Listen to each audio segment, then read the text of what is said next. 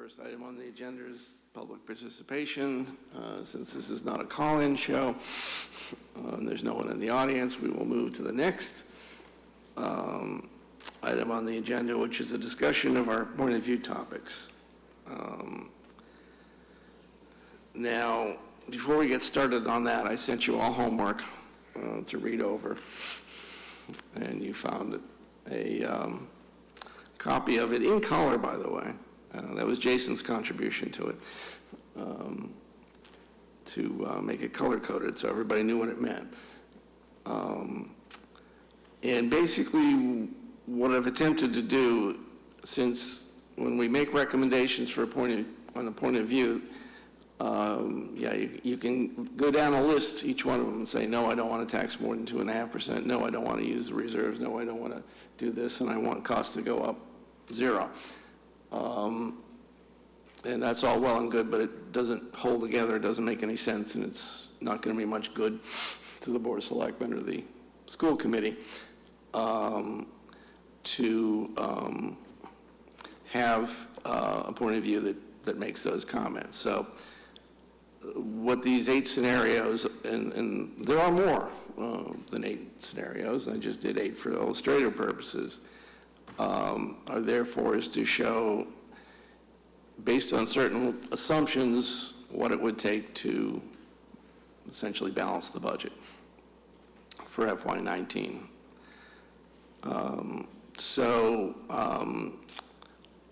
Like I said in the email, while these are approximations, and my starting point was last year's ALG plan, I have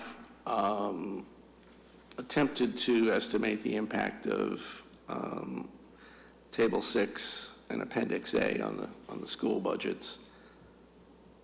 Christy, what was Table 6 again? Use a microphone, please.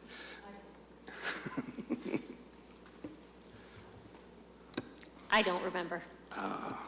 Jeff, do you remember? It's the very complicated formula which explains how much of the school budget gross gets down to net and then eventually gets to our allocation or appropriation. Correct. I'll take a shot at Appendix A now. That's why we gave you handouts. Anyway, for FY17, in FY17 is the closing out as we speak. It is certainly not done yet. The numbers could move still quite a bit. But it is the only thing that could impact the beginning reserve position. And I was informed by Mr. Barrett that it is better than expected, but it is not final. So I took a fairly conservative position and moved the starting free cash position up from 2.3 million to 3 million even, and there is also a stabilization fund of 2.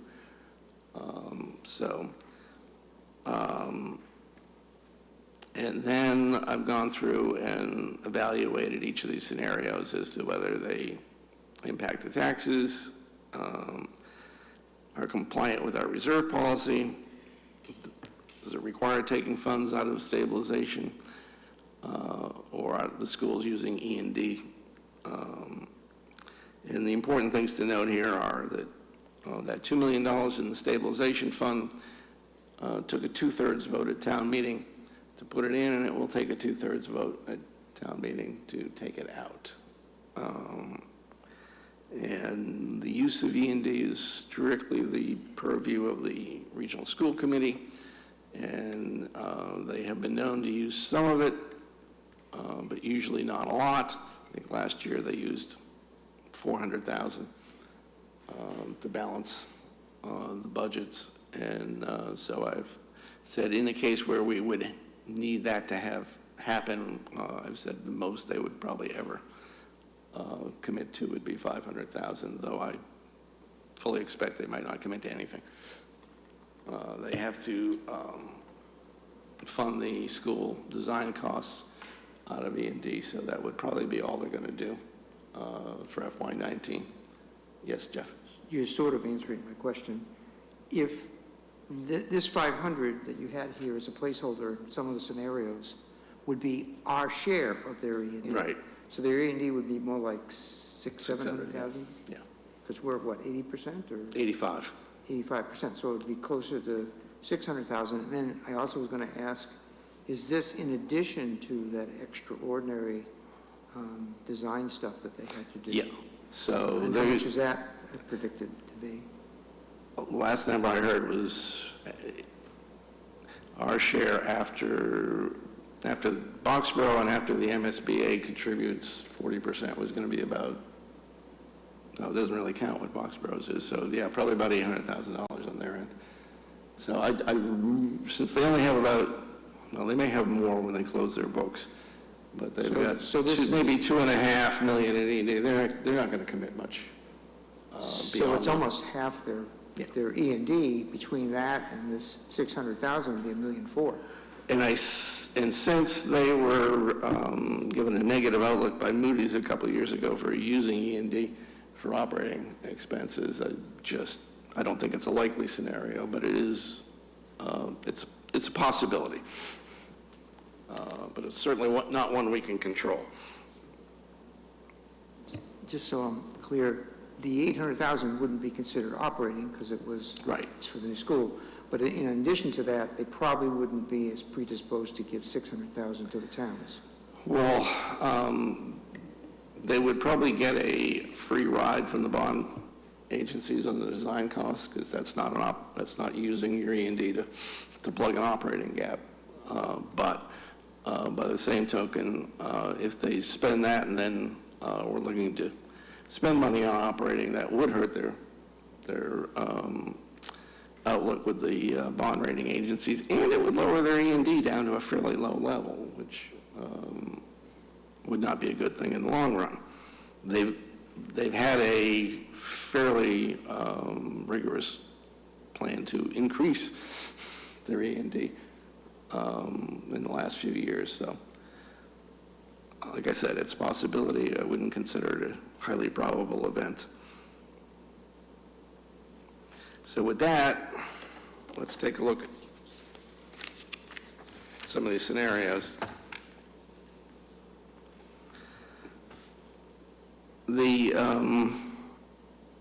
And I'll just go through the first one.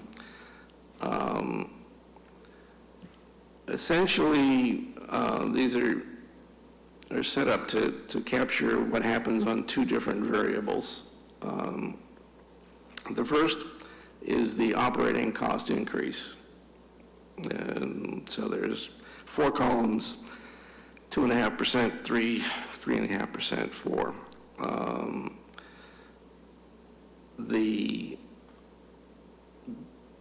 And I'm saying operating, so if the school budget goes up 2.5%, after we get through Table 6 and Appendix A, the assessment will go up more than that.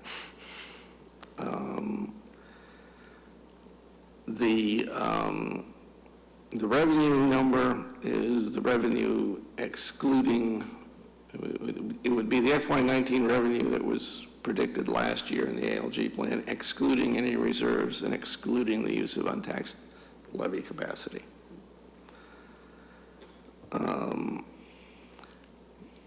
So then we look at what's the impact on the town, the AB assessment, Minuteman, which I really don't have a good feel for at the moment, though I expect it will be more than what we're showing, and what the deficit would look like. So if we... That's about right. Yeah, well, there's a building assessment that I'm not sure how it's going to play out yet. Do you know, Brian? I think I might. So roughly right now, it looks like the proposed capital assessment to the town of Acton is about $252,000 for FY19, and then I think it increases to about $320 The one thing I just wanted to mention too is the current budget you see there for Minuteman was probably a little more aggressive. I think right now they're looking at probably a 3% in their assessment to the town, is their preliminary numbers. Okay. But the $250,000 capital assessment would be over and above what's we're showing. 1.1 would be less. Yeah. So in scenario one, we would come up with an almost $3 million deficit, which we could, in this first scenario, say we could use the untaxed levy capacity, and we could use roughly $2 million of the free cash, and we can close the gap that way. We'd still have $912,000 in free cash. We'd still have the stabilization fund, and we haven't touched the E&D. Our town reserves, which would be the stabilization fund and the free cash,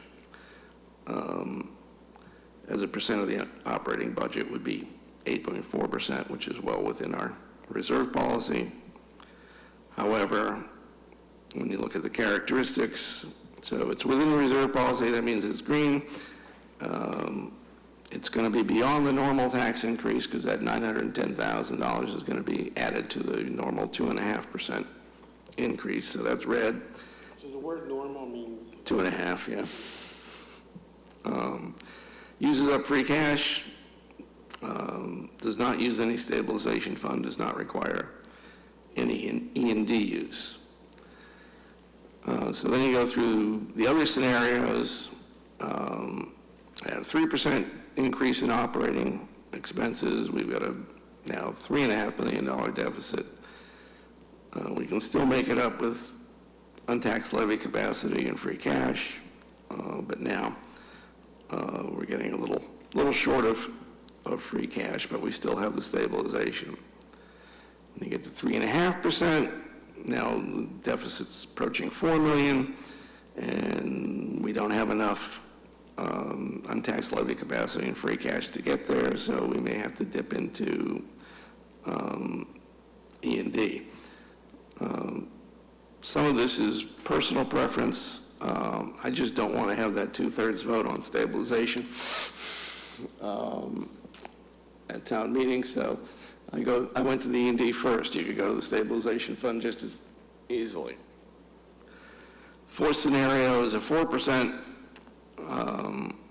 increase in operating expenses. Now we're dealing with a almost $4.4 million, and we essentially have to use just about everything we have. We have to dip into the stabilization fund by $682,000.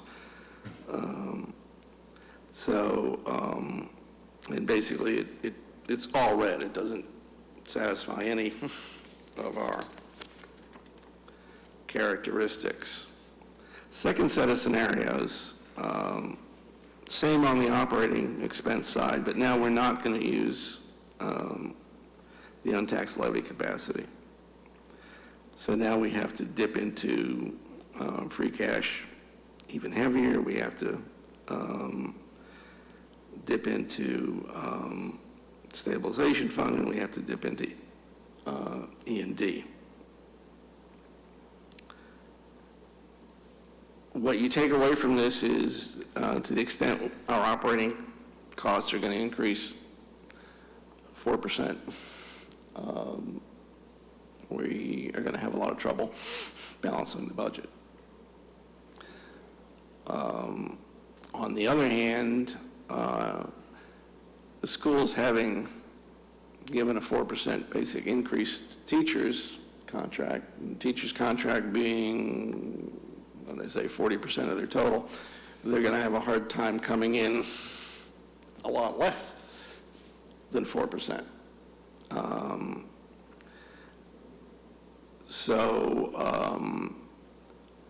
We have to come up with what's our recommendation going to be on operating expense increases, and then how do we want to fill the gap if we come up with one that requires a gap to be filled. Just a clarifying question? Mm-hmm. So, I think I asked you, The 92 million includes assumptions around expansion of our property assets, and does it include a 2.5% increase? Yes.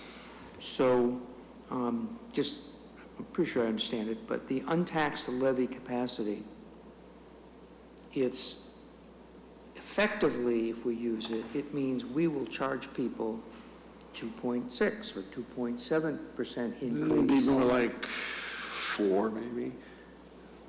Really? I mean, a 9? 2.5% increase usually yields about $2 million. 1% So of 92 million is So we're going to, 9,000. so 3.5. I mean, 3.5, well, yeah. something like that, yeah, right. It's going to be more than 2.5. Right, but what I'm trying to put these things in two separate buckets. Yeah. One's the tax and one is the funny money, the money that we use to absorb major ups and downs. It's all one-time money, but the untaxed levy capacity impacts tax Right, so bills, it will impact the tax rate. and the reserves do not. Right. It will impact the tax rate, but the reason it's on there here separately is because you don't have to vote on it in a general election to override 2.5, Right. because it's sort of IOUs from prior times. It's, when we did this. yeah, the slang is it's a mini override. It is more than 2.5, but because you didn't always tax to the 2.5, you don't have to go to the ballot box to get it done. So my personal preference is some reasonable blend of the using of reserves and the increasing of taxes, so that our citizens don't think that, oh, gee, we can raise our operating expenses by 5%, but our 2.5%, but we're only raising our taxes by 2.5%. We can do this forever. And then when we hit the wall in 20 or 21, they might say, well, why didn't you tell me? Why am I all of a sudden hearing this major disconnect between the growth of the operating expense and the tax percentage growth? On the other hand, the balancing of that is, which is not exclusive, but actually mutually inclusive, is you also don't want to use too much of your reserves, because that's what they're there for, big issues. So I'm a advocate of a blend, and I would be more inclined to include the untaxed levy capacity as part of the mix, so that we don't give people the impression that they can have a 2.5% tax increase, but 4% operating expense increase. And yes, it will cause some consternation, but it's not the purpose of this committee to cause consternation, but it is the purpose to enlighten people to know what's really going on and what to expect. And, you know, as I said, I was here 40 years ago, and we didn't have that perspective of telling the town what's happening 2 or 3 years ahead of time. And it's wonderful that we have that charter now in the mission. Okay, thank you. We'll go around. Bob, you're in favor of untaxed levy capacity, if I remember correct.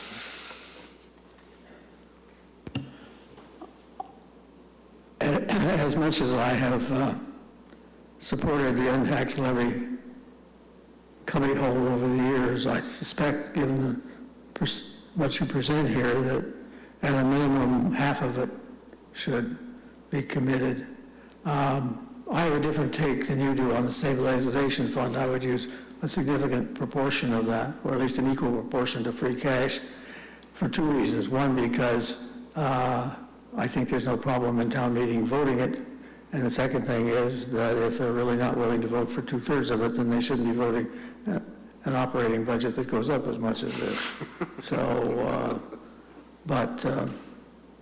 Okay. unfortunately, I remember years and years ago when I was actually the chair of this committee and told town meeting, if you vote this budget, which I'm presenting to you, uncut, you will have an operating override next year, and there was hardly a voice of dissent, and we did have an operating override the next year, which was a major undertaking. So I wouldn't worry about getting it passed And it certainly seems to me that they ought to be faced with what they're doing.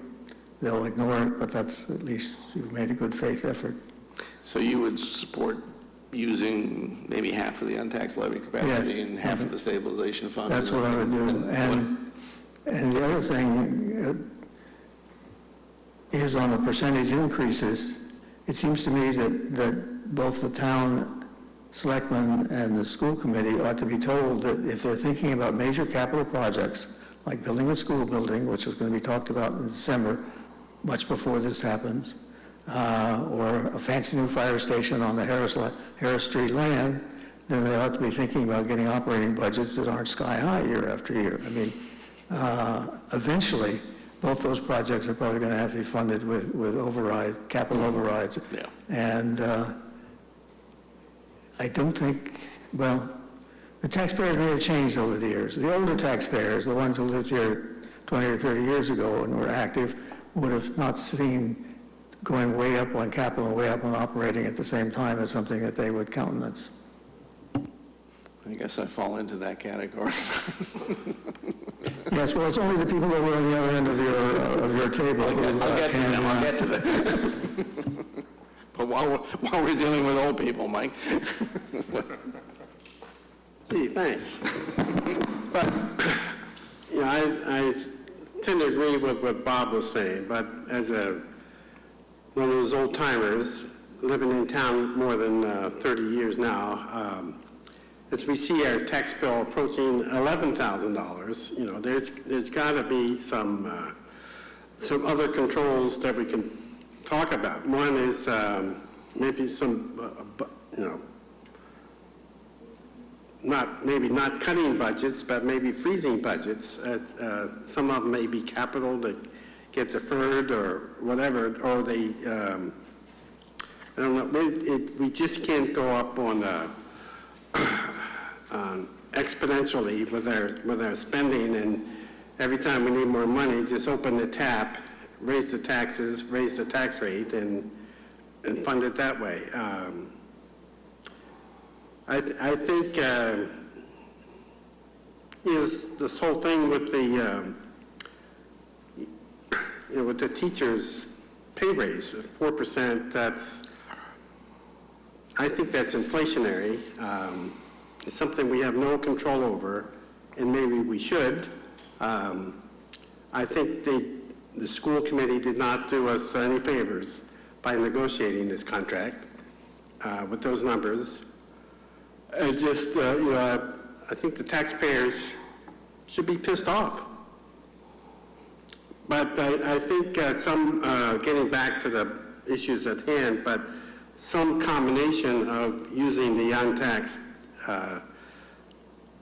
untaxed levy and part of the stabilization fund, as Bob suggested, is probably a reasonable approach to filling that gap.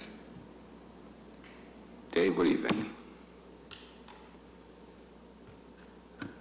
You know, I just make a couple observations. First is one is, as you point out, the ALG plan has the AB assessment growing at 5.9%, but not all of these scenarios are below that amount.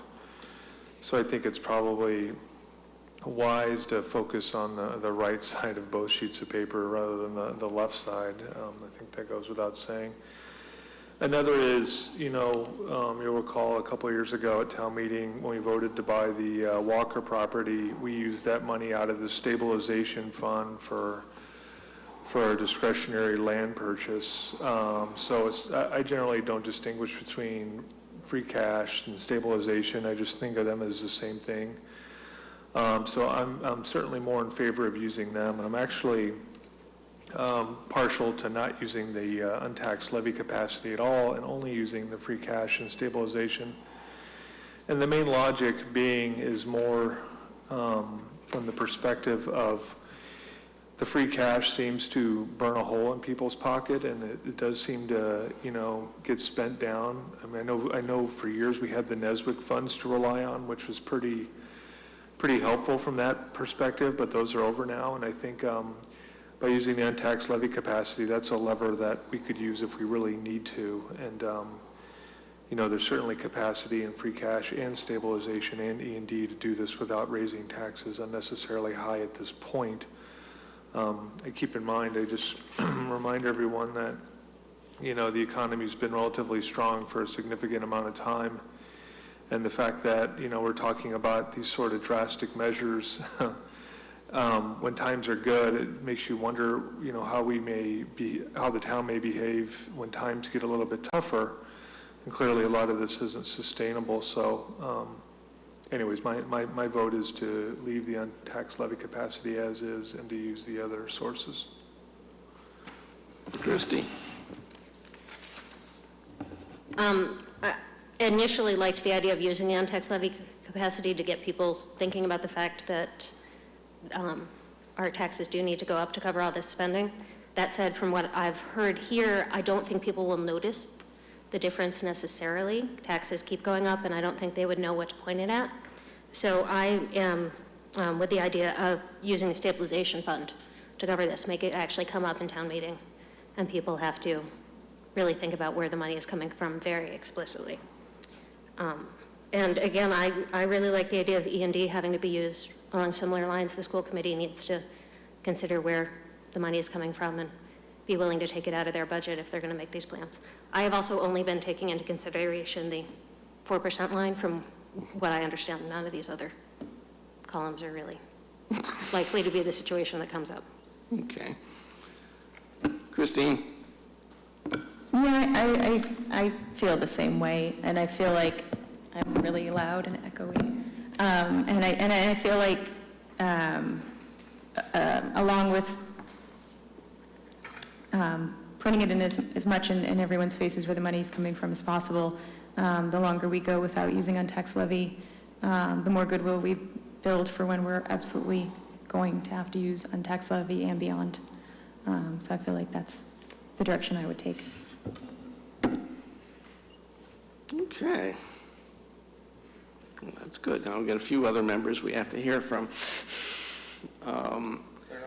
They're not here, I know.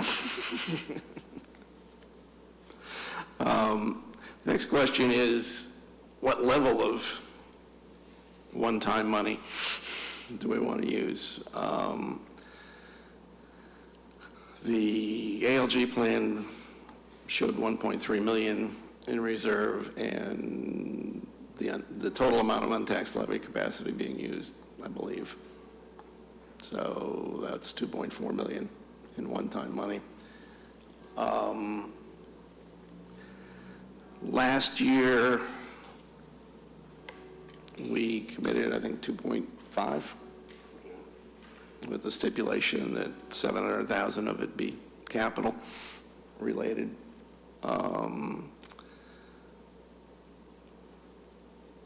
I guess I'd like to hear from you as to whether you think we ought to be reducing the level of dependence on one-time money or keeping it about the same. If you think it ought to be increased, you're going to have a hard time with me, but that's okay. I'm willing to listen to the position. Well, Jeff, you started off the last time, so.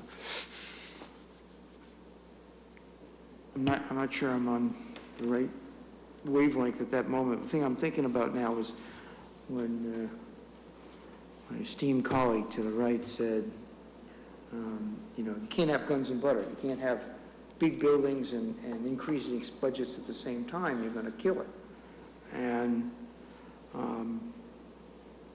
then I was thinking, you mentioned, well, we could delay some capital. And I think that's a problem because kicking it down the road doesn't help you, because then you have twice as much to recondition the building that you didn't maintain.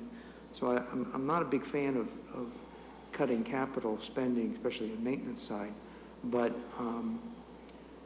let's face it, people are the #1 driver of all our spending.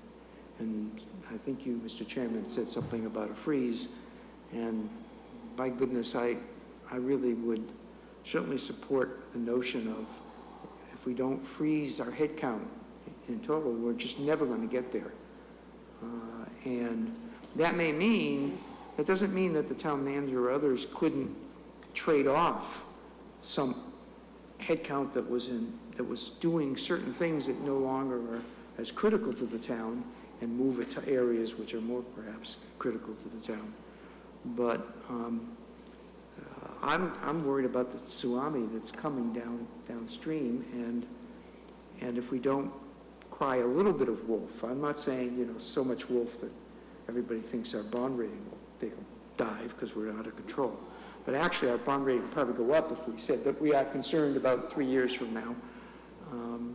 And so I don't know if I'm answering your question, but that's the thing that's been on my mind for the last 5 minutes is how do we express the call to getting the operating budget, if not frozen, at least way slower growth, because we have this massive capital commitment. The way this has played out in the past is we've taken a position on how much reserves we thought should be devoted to the budgets. There is for lack of a better term, a base amount that we usually would agree to, and that's in the 1.3 to 1.5 million. There's a couple of reasons for that. The first is you don't want to have your budget so tight that you have to go back and have a special town meeting to appropriate some more money. So you try and keep it within, you try and have about a 1% or a half of 1% cushion in there. And there are certain revenue items, Brian can be more specific, that though you're fairly confident you will get by State Department of Revenue guidelines, you can't include in your revenue number. Now, we've made a fairly exhaustive study of this over the years, and we've come up with a number of, around 1.3 to 1.5 million in, for lack of better terms, accounting things that you should have as a contingency. Have I misstated anything, Brian? So what we're really talking about is the 1.3 that we stuck in the ALG plan last year good enough? If so, then people are going to have to find some cost reductions. Do we want to go higher? Why would we go higher? To fund capital, or, and I'm not talking about funding buildings, I'm talking about the repair costs and things like that. Mike? Yeah, I think I like the 1.3 number because we put that in the ALG plan last year, and I think it even the year before that, it was about 1.3. And that was a time when our reserves were at a pretty significant level. And, we had a lot of discussion about what to do about reserves, and that's how to spend it down. And 1.3, I think, is a reasonable number. It may be a little bit arbitrary, but it's a number, and I think it's I think it makes the model flow a little bit smoother, and I think it's reasonable. I think it's 1.3 to 1.5 seems to make sense. Well, those numbers say basically balance your budgets. So, I mean, that's the message we've sent for a couple of years. Bob, you got anything you want to add? Dave, while you're not typing. It's hell to be the clerk on this committee. Just as when you're getting a thought down, the chairman asks you to comment on something. The year I was clerk, I found after I reviewed my minutes, I never said a thing all year. I know I did, but I never recorded them. As you've noticed, they've gotten more and more concise over the last few months. Which is fine, actually.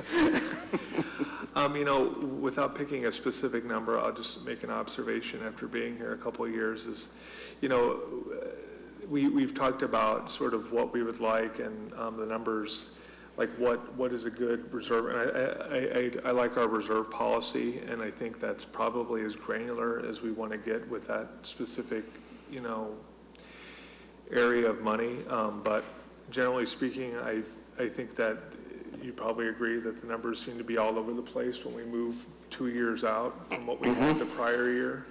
And so I would defer to maybe your more seasoned expertise on the matter. It just does seem to be volatile year to year. So sticking to a number can be a little more challenging. Well, we tend to start with a number, and as the year progresses, and as we learn more about the budgets and what they need to spend the money on, we tend to give a little on the number. But Christie? I would really actually love to see these numbers further out, not just fiscal year 19, because we have some ideas of projects coming down the pike. We know we're looking at school building, but we have to have some ideas of maintenance projects coming up for the various town buildings. And I think it'd be great to have some plan ahead. In my mind, that's a lot of what reserves should be used for, those one-time things coming up and keeping the town maintained, not so much on the operating expenses. I understand why we have the 1.3, but I'd love to see some longer-term planning at that level. Well, we have a model. We can start cranking numbers through it, but it gets scarier and scarier the further you go out. But does the model take into account things we know are coming?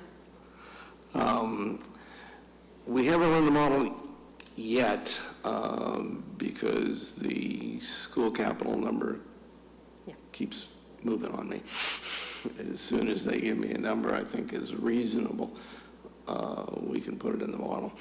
To get back to what Bob was saying, what's going to be the impact of all this on the average single tax bill out a couple of years.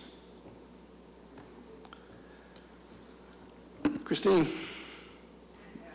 Pass? Okay. Mr. Chairman, it's column 3 and 4 isn't quite as bad at the very bottom where you have percent of town operating and percent of town, because the reserves are understated by 200,000. Yeah. There was an arithmetic mistake there. So then we come to what kind of an increase do we want to recommend in the point of view for spending? I realize that 2.5 is probably non-starter. In my mind, 4 is kind of a non-starter because it violates our reserve policy. So I'm kind of stuck in the 3.5 range. Mike, what do you think? You like 2.5, but I like 2. you like 0, actually. Yes. Yeah, I think you said, like you said, the 4 is a non-starter. 2.5 maybe. I think 2.5 is still reasonable, although it would probably be closer to 3 to 3.5 or Yeah. somewhere in between. But I would still shoot for the left half of the spreadsheet. Approaching 2.5 versus approaching 4.0. Okay, you're more in the 3 range than. All right. Jeff, what do you think? Another 0 guy, yeah?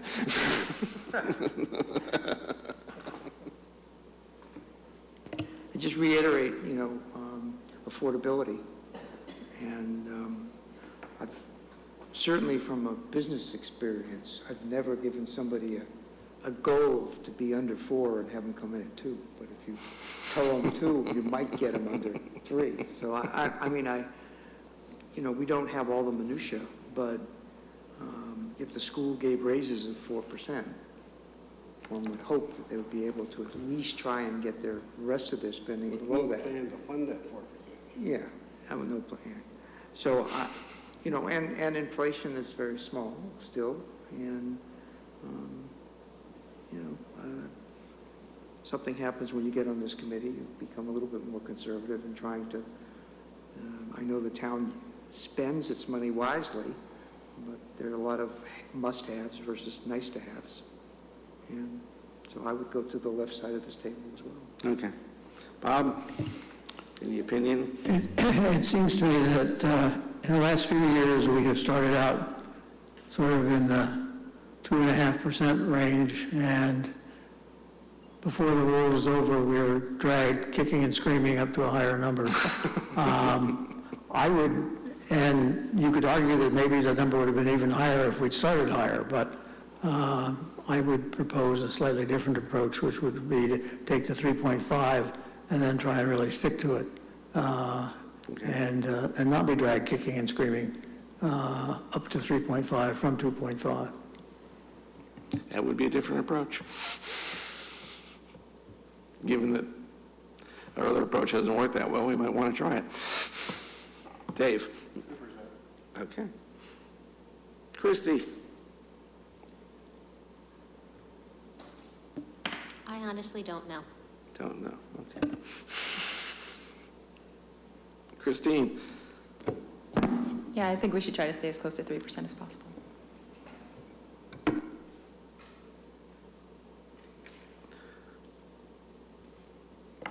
As the season progresses, Christie, you'll get a better feel for what's in the numbers, and this is kind of looking at it from a macro level of, like I said, 4% translating into a 5% or almost 6% assessment. It's going to be a tough sell. It's not financially prudent. We're going to have to burn just about every bit of one-time money we have in a single year to fund it. Okay, well, that was good. Based on the fact that free cash is coming in higher, though we don't know exactly how much higher, I'd say that we can probably dispense with the idea of needing an operating override this year. I think we'll have enough money, one way or another, to cover it. Plus, in the old days when we used to have routine or every couple, 3-year overrides, the campaign really had to start now. And nobody, I think, is prepared at this point to start an override campaign. Yes, Jeff? You mentioned that the school was trying to increase their E&D. So have they been churning back? Yeah, they're indeed, when their 17 is closed, their E&D probably will increase by $500,000 or $600,000. But they won't turn anything back to our No, reserves? it goes to their E&D. Right, so we've never included any turn back from the schools? Well, you could say I kind of grabbed that money. It's possible E&D use, but no, it's not ours, and we can't make them do anything with it. Well, no, but they have no history of ever turning back, so they keep it within their... They turn back to their own E&D. Back when you were on the committee before, and the schools weren't fully regionalized, the APS system, if they had turnbacks, it would go to free cash. But since we regionalized, any turnbacks they have go to their E&D, and we don't ever see it.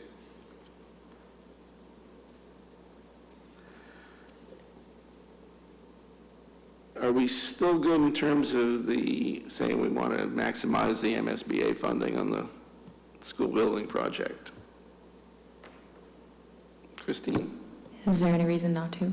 Just asking. Okay. Yes. I think it's a prudent thing to do. Okay. As far as OPEB funding levels go,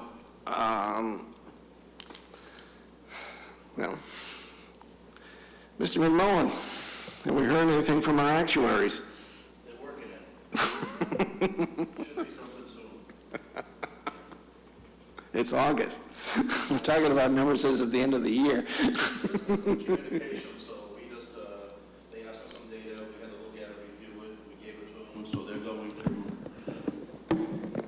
So right now, they're controlling through all the data, our retirees, our actives for the town side and the actives for APS, so they're actively number crunching, and hopefully we'll have something shortly. Well, it's not a competition. But the schools have had their numbers for about a month. Now, they didn't use Siegel. They used another firm.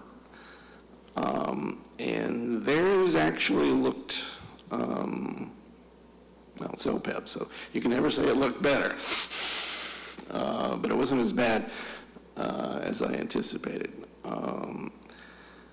There were some favorable trends in their demographics, I think, and in their healthcare costs. So I would expect yours would probably also show some favorability, but I would imagine the town's intent would be to remain funding at the same level? Same level as you have been funding? Same level? Yeah, because their OPEB liability funding at the level they're funding at will be extinguished in 20 years, which would be remarkable. The schools are not in, schools have many more people, so, and their funding has not been as aggressive. So when we say continue funding OPEB at the same levels, that would mean that the town would literally level fund what they funded the last couple of years, and the schools would increase their funding by $100,000, which has been their practice in each of the past few years. So when we put the point of view out, well, when we say continue to fund as you've been funding, that's what it means.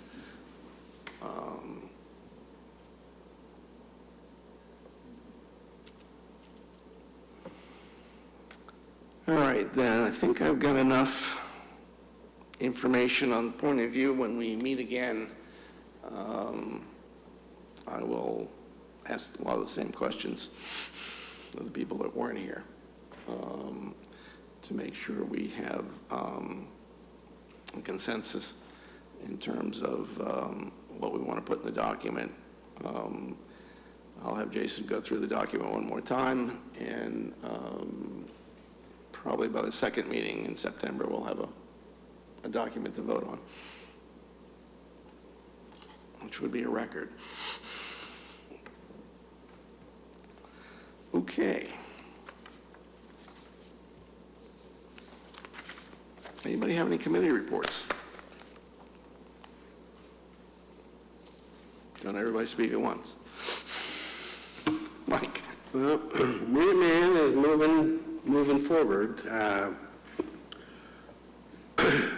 The only roadblock we hit this month is they're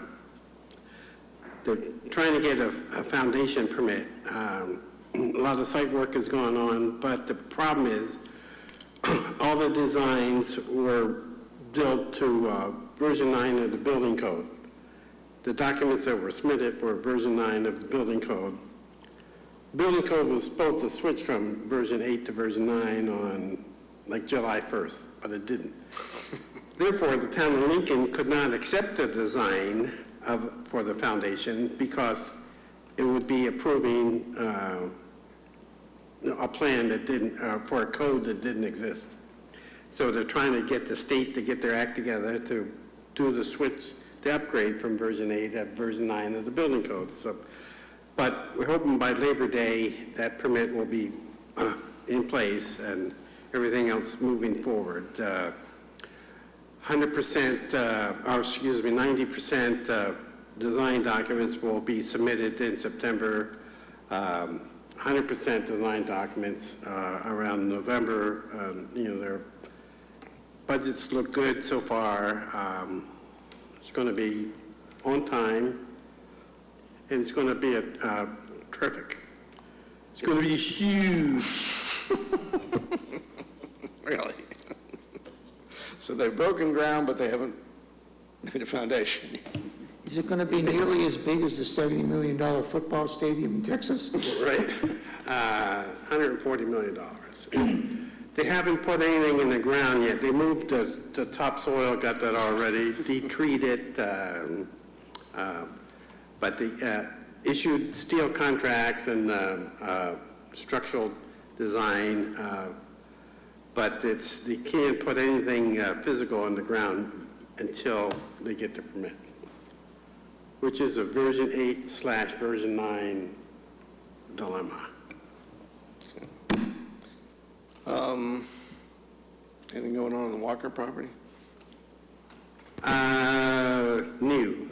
Although it looks like we're getting ready for, we had a sort of a summary review last week to sort of process some of the input from the open, not the town meeting, but Yeah. the public forum that we had. And I think they're going to get some things ready to maybe have another, based on narrower range of choices and some more design data and general interest from developers, probably another public forum sometime late this fall. But we're getting closer. We're going to get our money back, Okay. plus spades. Yes, Dave? You know, should the finance committee formally think about taking a position on the Walker property and like getting our money back or what have you? Because obviously any money would be helpful to closing some of these deficits. Well, I think that's why I guess I sort of represent the finance committee, but it'd be nice if we had a consensus of what my vote would be. I'm always there to advocate that we get at least, we recover at least the cost that we put into the, purchase and sale. It's a good question. Should we, in our point of view, say we want to see the cost recovered from the Walker property? Should we say we want to see the River Street property expenditure reimbursed from the CPC funds? Yeah, exactly, versus other uses that may not be as financially Well- helpful for the town. Here's where it gets complicated. There's such a unique site. If we just wanted our money back, and if you were happy with another bank and another convenience store, we could do a deal like next week. But I don't think that's what the town wants. I think we're looking for a higher and more efficient use for, we're calling it a gateway site that would allow us to, one, be unique and recover our whatever money that we have invested so far, plus make a few bucks, and at the same time meet the needs of the community and really create something really unique and special on that, very critical, parcel of land. It's because of the, where it is and the size and the configuration, it's really complicated and designing something that fits that site precisely. There's so many restrictions about because of water and sewer and traffic, things of that nature, and just the size of the site itself. But, that's what, we're actively pursuing, that will meet all those criteria. What it looks like now is there may be some kind of housing there. One of the plans is a unique boutique hotel of maybe 20 rooms. We don't know if that's economically feasible, but it could be a restaurant and marketplace. So there are a number of options that they're fleshing out, but what it won't be is a bank and a convenience store.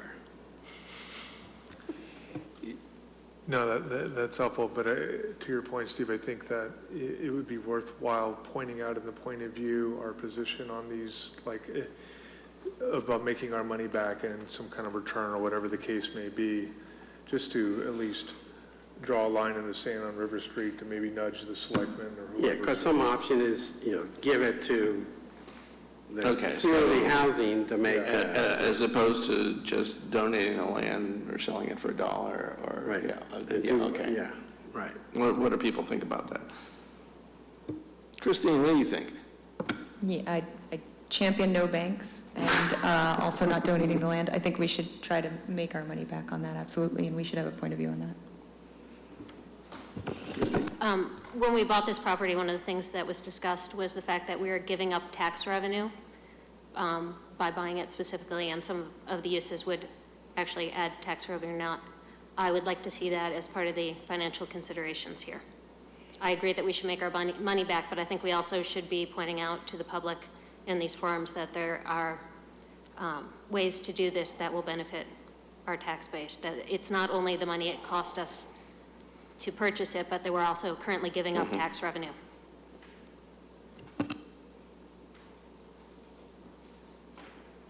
Jeff?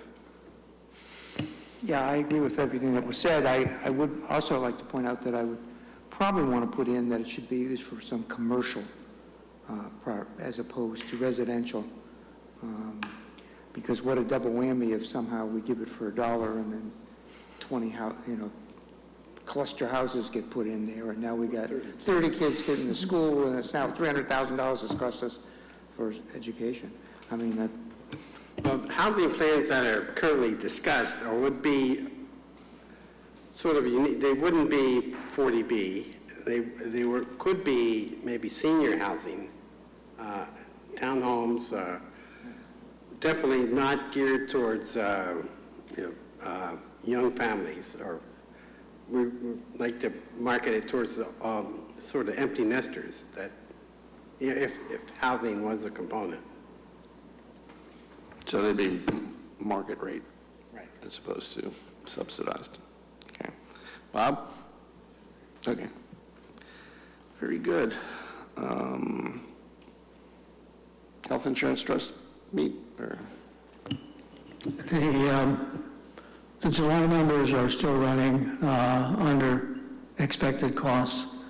Most of these July numbers really reflect services that were delivered in the last fiscal year but it says that the trend that occurred in the last fiscal year, where people were using less or cheaper services, whatever, continued through the rest of the fiscal year, and hopefully will continue on in the future. So the reserve position of the trust is quite healthy. In fact, maybe too healthy. Oh, yeah. Another place we could raid. You probably will get to rate it indirectly, but you can't rate it directly. School committee? Yep, the school committee met and voted in the new interim superintendent, Bill McAuliffe. And they did pretty much nothing else in that last meeting. It took the entire meeting, and then at 11:45, they went into executive session to deal with the contract negotiations. So it was a lively debate that went a lot of different directions, but landed with Bill, which is good. He's got building experience in another regionalized school district, so I feel like it was a good fit. But it was a close vote? It was 4 for Bill and 5 opposed, but the 4 were weighted Acton. Yeah, okay. So, and there were a couple members who were absent, which would have made things interesting. But we have Bill. Okay. Any other committee reports? I just mentioned briefly, the train station committee met, and we talked about, as we always do, alternatives to increase parking at the station, and one of them being discussed is whether to allow carpooling and what sort of incentives or discounts would be allowed or would be there to allow someone a permanent space on the lot to incentivize carpooling. But I don't have any financials or anything around it. Recall there's a separate fund regarding the train station parking, and the money goes into that fund, and it's typically used for maintenance and so on and so forth, but occasionally it's used by the town for various reasons. So if I have anything substantive, I'll bring it back. And then there was a lot of pushback on the so-called monopoles, which are the 74-foot Wi-Fi towers that are being put on many of the train routes that were being proposed to being put on many of the train routes, and a lot of folks on the North Shore particularly take issue with the aesthetics and how it interferes with historic viewpoints around the town. And so State Senators got involved, and I think that's on the back burner for the time being, at least being reevaluated to make it less obtrusive. But no real meaty financial impact at this point. Okay. Yes, Mike? One more update. There seems to be, in conjunction with Dave's train South Acton train station, there is a lot of activity going on in South Acton, like School Street Garage will be, there are plans in place for a 100-seat restaurant. The old Civil Defense Building, right on the corner, could be, you know, the old, right on the corner of School Street and 27, at the bridge. How about a nice coffee shop? You know, plans are in place to do that, since we own the building and in relatively good shape. And also the foundation guy on the other side of the tracks from the station, I think he's really getting ready to retire, so there will be some development there. And there's also some parking swaps that are going on in conjunction with you know, the parking that's next to the School Street Garage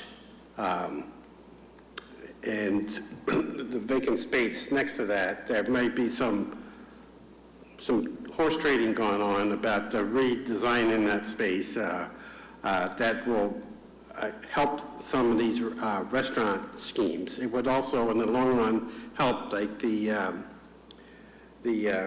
what's the other historic building there? What's that? Exchange Hall. Thank you. How could you forget it? Don't get old. But, you know, that one of the reasons that's preventing that from really being developed is no parking. So those issues are being looked at. So it could be some exciting things going on in South Acton. You know, I won't say that it's going to be the next you know, West Acton Village, but, you know, they have some pretty exciting plans going on. So that's interesting and exciting and tax revenue. Yeah. You're also working on those bike lanes. Right. Oh, yeah, the Bruce Freeman. And the one along 28119. Yeah, it's the Assabet Rail Trail that comes up through South Acton, and the Bruce Freeman comes across from West Concord, I think. They're making a lot of progress on that, I must.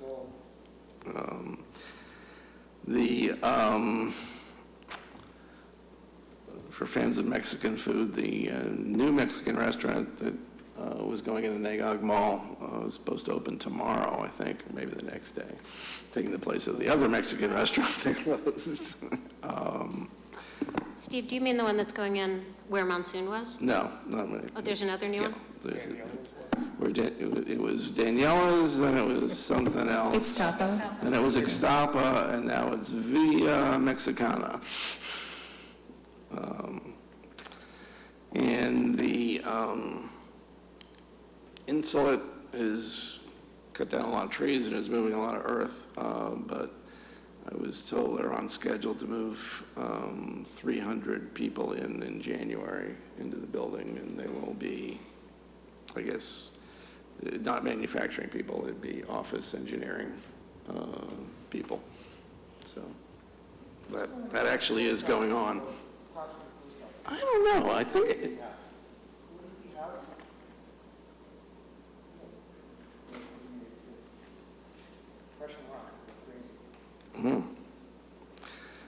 Okay, we have minutes from July. Quick, Dave, what was the date of the July meeting? Good question. One was July 25th, and then the 11th, presumably. Okay. All right, we'll entertain a motion to approve the minutes of July 11th. All in favor? Aye. Opposed? Abstained? Okay. Now I'll entertain a motion to approve the minutes of July 25th. Is there a second? All in favor? And Abstain. 2 abstentions, none opposed. Thank you, Dave. I have noticed they're getting brief. In fact, you're finally getting to the point where just about what they should be. That's experience. You really don't have to go into the dialogue. They have to, who is there, what we talked about. If we took a vote, you know, what was the vote? That's what they are. And since we all have seen what can happen when you're unredacted or redacted minutes, or in too much detail, best never write it down. All right, Jeff, you passed out this, just gave it to me. Anyway, it's from the Sanford, Maine News, and the story is that they lowered their tax rate. It is news. They set their mill rate, which is the rate per thousand, at $20.74, which I find high. But they lowered it by but they lowered it by $2. So the average tax bill would go down $133, and the average value is between, as you say, $125,000 and $130,000. But what was amazing is, A, we had substantial increase in assets, and there was expansion in commercial, which we talked about that at the meeting. And B, that they got more back from the state than they did in prior years. Both of which will have. Yeah, it's a struggle to find commercial space in this town and to get people to agree. Yeah, the state will be fortunate to keep getting what we're getting. There's another organization that's been downgraded in terms of their outlook for using their rainy day fund, even when times were good. Any other business needs to come before the committee? If not, I'll entertain a motion to adjourn.